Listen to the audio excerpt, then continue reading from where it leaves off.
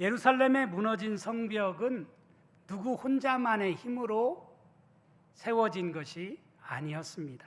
느헤미야를 비롯한 수많은 사람들의 수고와 헌신 덕분에 예루살렘 성벽이, 무너졌던 예루살렘 성벽이 세워질 수 있었습니다. 우리는 지난주 느헤미야 3장에 나오는 말씀 가운데에서 그 다음은 이라는 말을 주목했습니다. 여기까지는 어떤 가문, 어떤 동네 사람들이 성벽을 짓고, 그 다음은 또 다른 가문을 통해서, 그 다음은 또 다른 사람들을 통해서 성벽이 이어져서 예루살렘 성벽이 연결되고 지어졌다라고 하는 것을 우리가 알 수가 있습니다. 우리가 오늘 살펴볼 느헤미야 4장의 말씀은 성벽 재건에 있어서 또 다른 방해 세력이 있었다라고 하는 사실을 주목하려고 합니다. 여러분, 아무리 많은 물자가 준비되었어도, 또 아무리 많은 가문과 많은 사람들이 동원되어서 이 일을 하려고 마음을 먹었어도 그 누군가 이 일을 방해하고 이 일에 대해서 못마땅하게 여기는 사람이 생겨나면 사실은 이 일이 진행되기가 여간 어려운 일이 아닐 수 없습니다.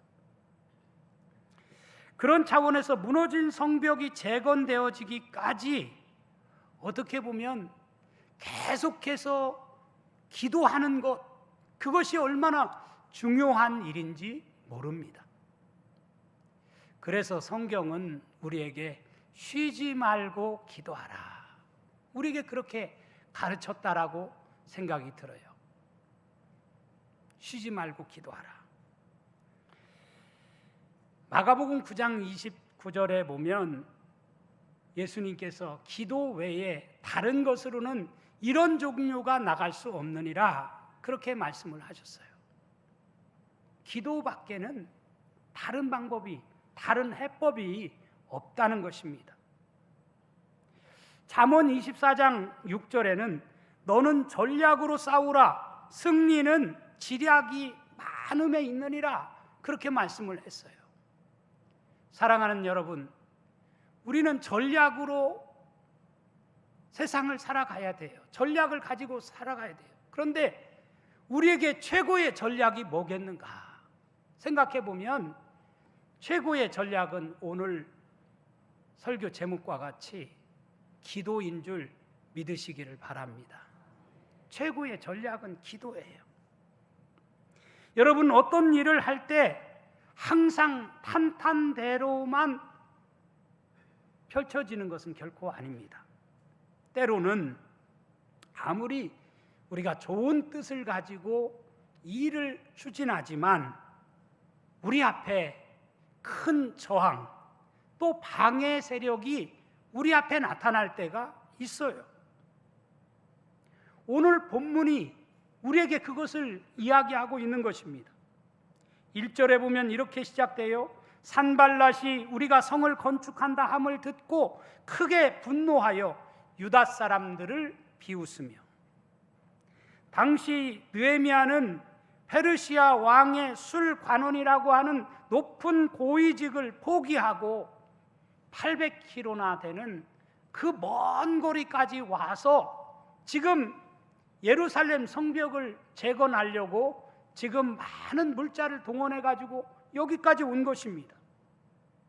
여러분, 이렇게 이방 땅에 고위직을 지내는 사람이 거기서 그렇게 하고 있다가 이 땅에 왔으면 그가 하고 있는 일을 박수 치면서 수고한다라고 격려는 못할 망정 방해한다고 하는 것이 이게 있을 수 있는 일입니까?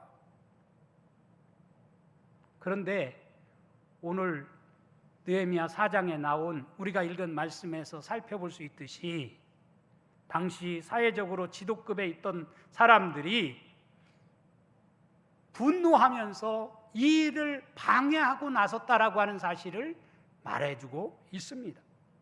그 장본인이 누구예요?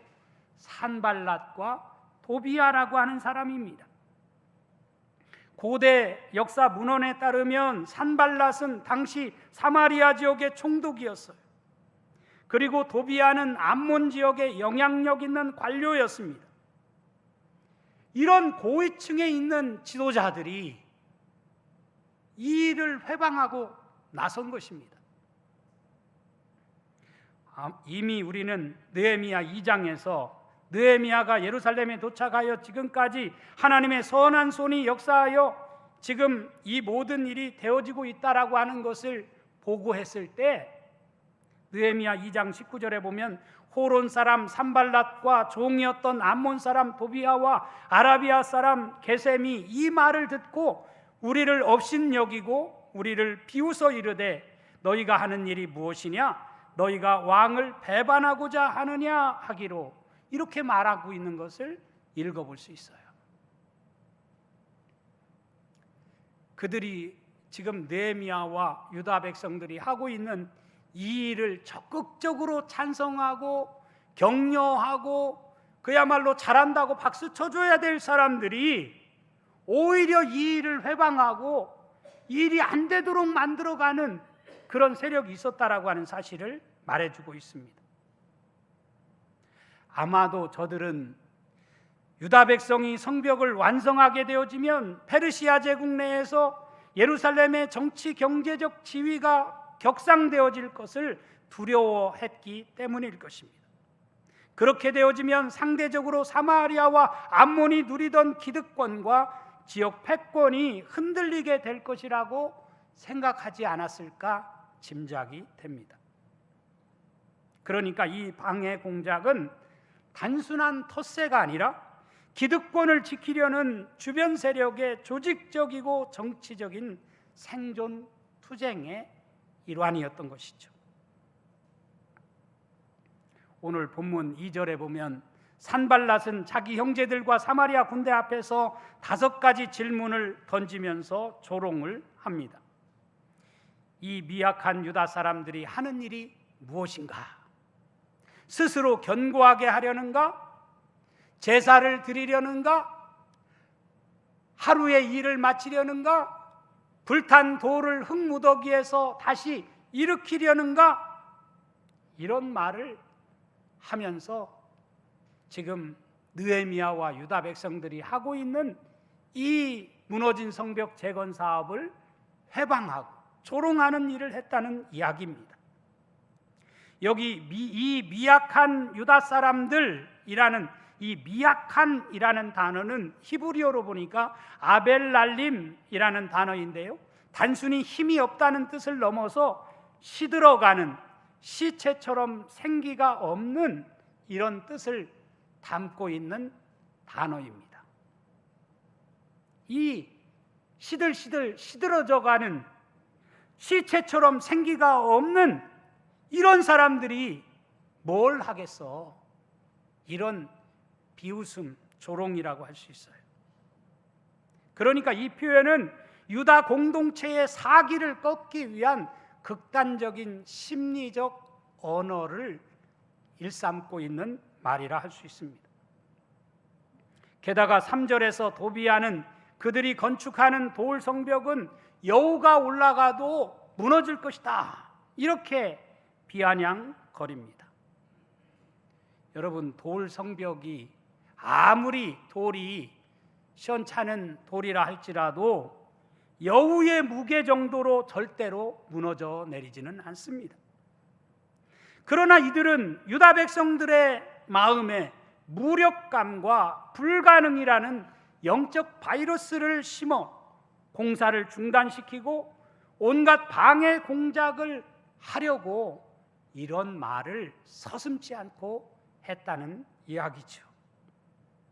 사랑하는 성도 여러분, 사탄이, 마귀가 우리를 공격할 때에도, 우리가 어떤 일을 하려고 할 때 사탄이, 마귀가 우리를 공격할 때에도 이런 조롱과 이런 말을 우리에게 통해서 우리의 마음을 무너지게 만들고 우리를 무기력하게 만드는 그런 방법을 쓴다는 사실을 우리는 명심해야 돼요. 사탄이 우리에게 무슨 말을 합니까? 니까짓 것이 무슨 이 일을 감당할 수 있겠어? 내 과거를 좀 봐. 네 형편을 봐. 내가 기도한다고 네 삶이 바뀌어? 안 되지. 우리를 향해서 그렇게 공격하는 것입니다. 그렇다면 느헤미야와 유다 공동체는 이 거대한 방해 공작을 어떻게 뚫고 끝내 52일 만에 무너진 성벽을 재건할 수 있었을까? 오늘 말씀에서 저는 그 해답을 찾아보려고 하는 것입니다. 첫 번째로 저들은 일일이 그들이 하는 말에 대응하지 않고 기도로 나아갔다라고 하는 사실을 오늘 말씀을 통해서 발견하게 됩니다. 그러니까 느헤미야와 유다 사람들의 최고의 전략은 기도였던 거예요. 기도.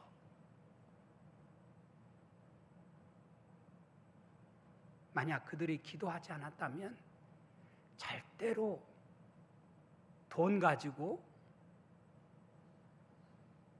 많은 사람이 있으니까 안 돼요, 안 돼. 유다 백성들은 산발랏의 조롱 섞인 심리전에 말려들지 않았습니다.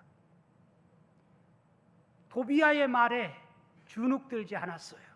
도리어 느헤미야는 4절과 5절에서 즉각 하나님을 향한 기도로 방향을 전환했다라고 하는 사실을 오늘 말씀을 통해서 우리는 발견하게 됩니다. 우리 4절과 5절의 말씀 함께 같이 읽도록 하겠습니다. 시작. 우리 하나님이여 들으시옵소서. 우리가 업신여김을 당하나이다. 원하건대 그들이 욕하는 것을 자기들의 머리에 돌리사 노략거리가 되어 이방에 사로잡히게 하시고 주 앞에서 그들의 악을 덮어두지 마시며 그들의 죄를 도말하지 마옵소서. 그들이 건축하는 자 앞에서 주를 노하시게 하였음이니이다 하고. 아멘. 결국 지금 느헤미야와 유다 백성들이 하는 이 일은 그들을 이렇게 힘들게 하는 것이 아니라 결국은 주를 노하시게 하는 일이다. 그러니까 이 일은 하나님이 기뻐하시는 일인데 하나님 이 일을 못하게 하는 방해 세력을 막아주십시오. 이렇게 하나님께 간절히 기도했다는 것이죠.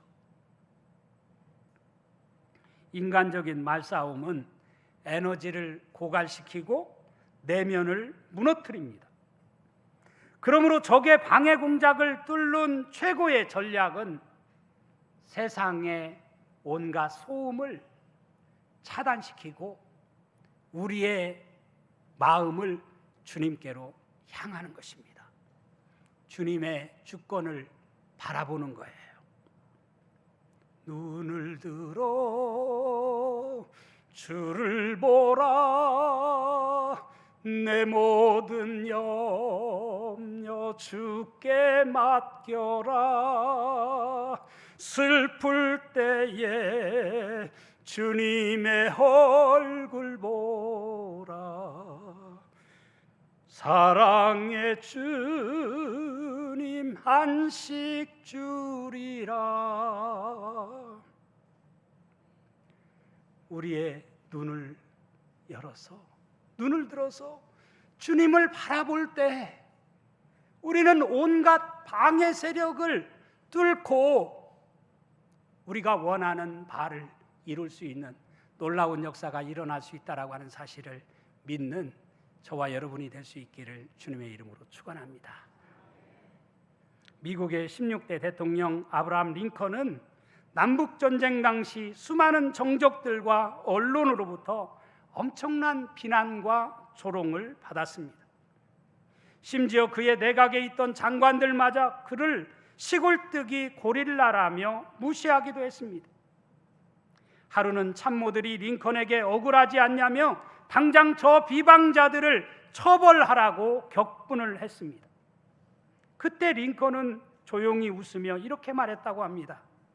사방이 꽉 막혀서 아무것도 할 수 없을 때 내가 갈 수 있는 곳은 오직 한 곳, 기도에 무릎 꿇는 자리뿐입니다.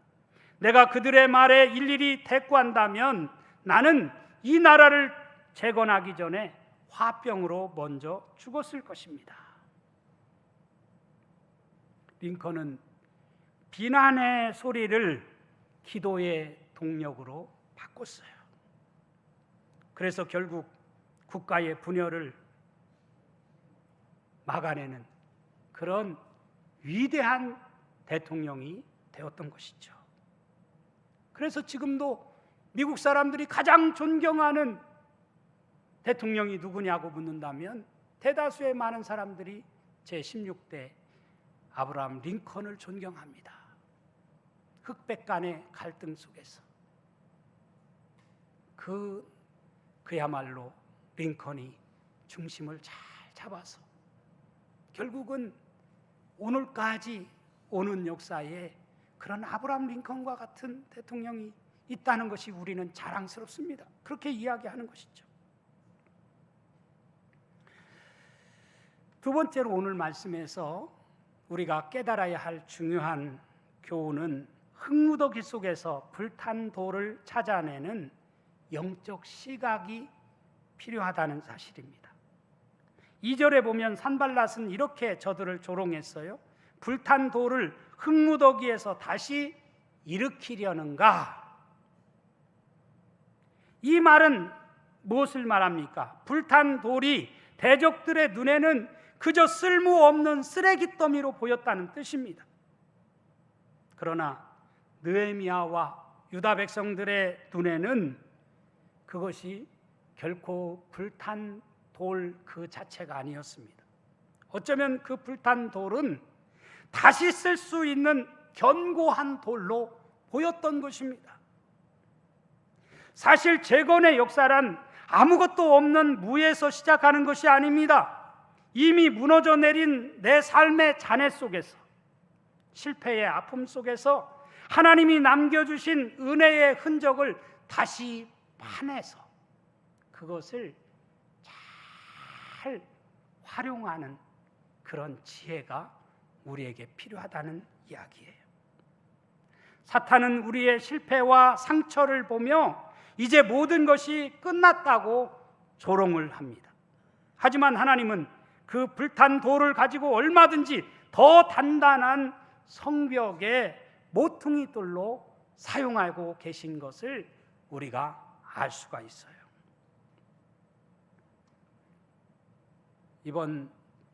요즘 새벽기도 주간에 저는 스가랴 4장 6절과 7절의 말씀을 어느 날 같이 나누었습니다. 거기 보면 이런 말씀이 나와요. 그가 내게 대답하여 이르되 여호와께서 스룹바벨에게 하신 말씀이 이러하니라. 만군의 여호와께서 말씀하시되 이는 힘으로 되지 아니하며 능력으로 되지 아니하고 오직 나의 영으로 되느니라. 큰 산아 내가 무엇이냐? 내가 스룹바벨 앞에서 평지가 되리라. 그가 머릿돌을 내놓을 때에 무리가 외치기를 은총이 그에게 있을지어다 하리라 하셨고, 그런 말씀이다. 여기 보니까 큰 산아 내가 무엇이냐? 내가 스룹바벨 앞에서 평지가 되리라.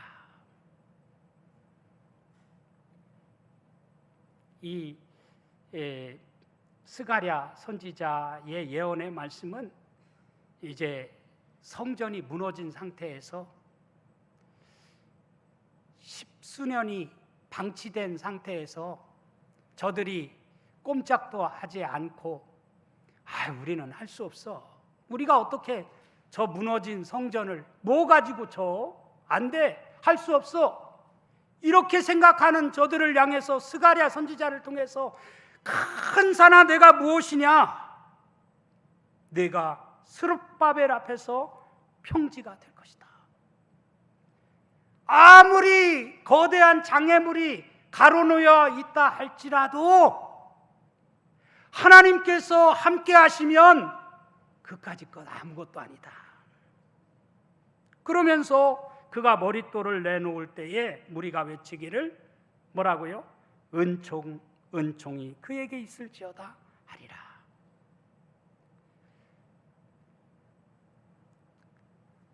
머릿돌을 내놓는다는 것은 건물이 다 완공되었다는 것을 뜻해요. 건물이 다 완공되어졌을 때 이 성전이 지어진 것 우리 힘 가지고 된 게 아니야. 우리의 노력 가지고는 절대 안 돼. 은총이 있었기 때문에 일이 가능했던 거야. 그렇게 고백하는 말이에요. 여러분 앞에 놓여 있는 삶의 목표도 그렇습니다. 여러분의 힘으로 지금까지 인생을 달려왔다라고 생각하십니까? 천부당 만부당한 말입니다. 내 힘으로는 아무것도 할 수 없어요. 그러나 전능하신 하나님이 우리를 붙잡아 주셔서 여기까지 이르도록 하나님이 도와주셨기 때문에 가능했던 거예요. 그게 우리 인생이에요.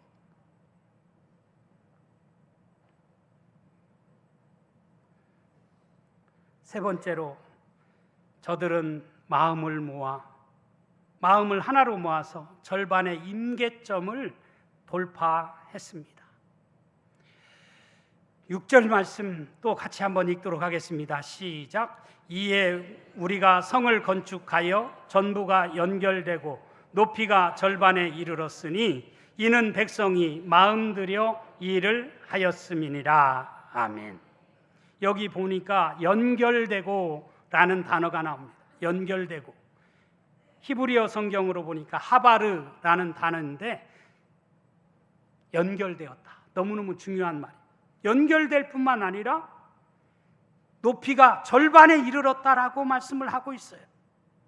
여러분, 낱개로 흩어져 있을 때는 아무 힘도 없던 돌들이 백성들이 마음을 모아서 연결하기 시작하자 거대한 성벽의 형태를 갖추기 시작했다는 뜻입니다. 그래서 그 높이가 절반쯤 이르게 되었다라고 말씀을 하고 있습니다. 그런데 여러분, 심리학과 또 경영학에는 절반의 법칙 또는 임계점, 티핑 포인트라는 개념이 있다고 합니다. 그게 무슨 뜻이냐면 이 티핑 포인트, 임계점에 이르게 되어지면 그 임계점에 이르렀을 때가 가장 힘든 순간이라고 해요. 왜냐하면 시작할 때의 그 열정이 사그라들었거든요. 끝은 아직 보이지 않거든요. 피에로는 극에 달해 있는 상황이었거든요. 그래서 또 반대하는 방해 공작은 계속되고 있거든요. 그래서 실제로 느헤미야 4장 10절에 가서 보면 유다 사람들이 뭐라고 말합니까? 유다 사람들은 이르기를 흙무더기가 아직도 많거늘 짐을 나르는 자의 힘이 다 빠졌으니 우리가 성을 건축하지 못하리라 라고 말하고 있는 것을 알 수가 있습니다.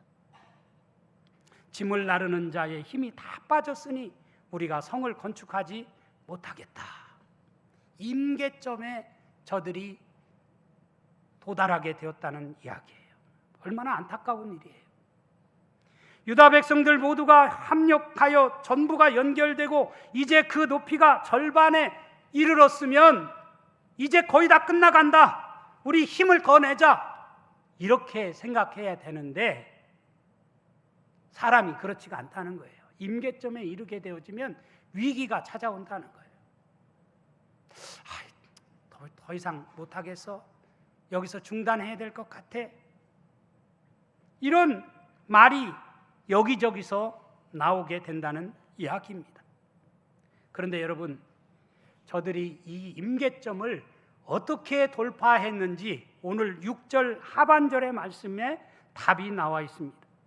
뭐라고 말씀하냐면 이는 백성이 마음 들여 이 일을 하였음이라 라고 말씀을 하고 있어요. 이 말이 무슨 뜻이냐면 히브리어 원어로 보니까 백성에게 일하고자 하는 마음이 생겼다라고 그렇게 해석할 수 있습니다. 마음이 중요한 것 같아요.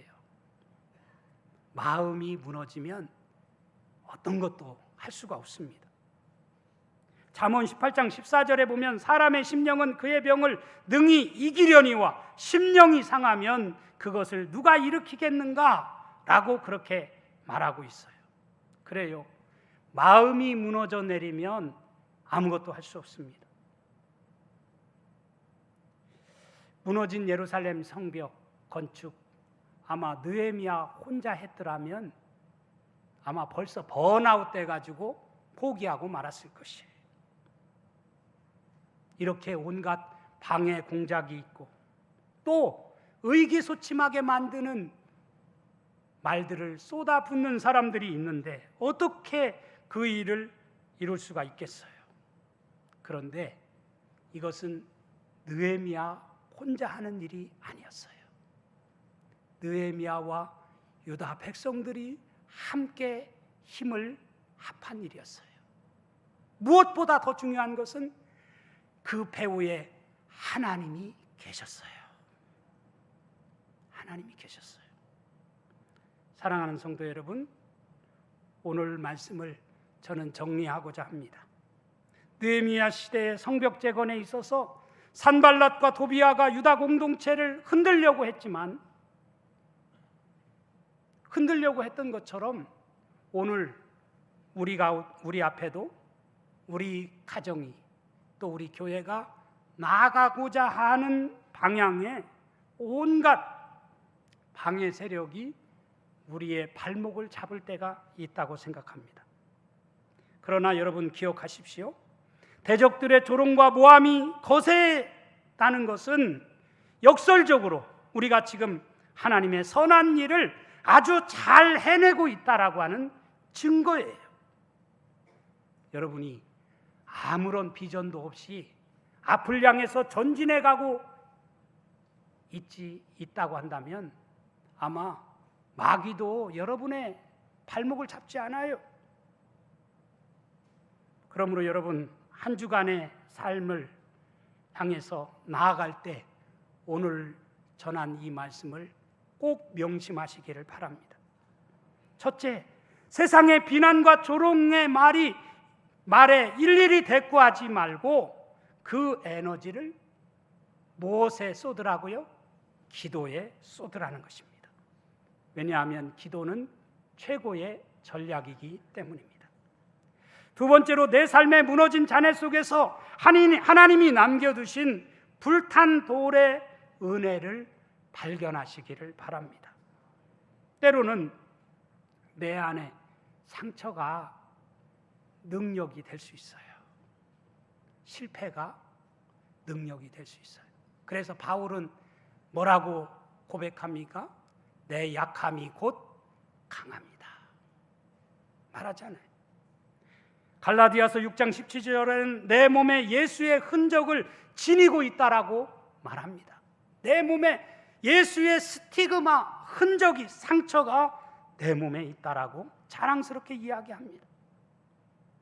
세 번째로 지치고 힘든 절반의 임계점에서 우리가 해야 할 일은 우리 농촌 공동체와 마음을 연결하여 서로 격려함으로 끝까지 버틸 수 있는 자들이 되어야 합니다. 그럴 때 무너진 성벽은 반드시 연결되고 높이 쌓아 올려지게 될 것입니다. 내 옆에 이렇게 많은 나의 우군이 있다라고 하는 사실, 내 곁에 이렇게 좋은 우리 기도의 사람들이 있다라고 하는 것이 얼마나 자랑스럽고 얼마나 용기가 나게 만드는 일이라고 하는 사실을 명심하고 신앙생활하는 여러분이 될 수 있기를 주님의 이름으로 축원합니다. 바라기는 우리 농촌 가족 모두가 무너진 성벽을 재건하는 일에 있어서 온갖 방해 공작을 뚫고 승리하는 복된 자들이 다 될 수 있기를 주님의 이름으로 축원합니다.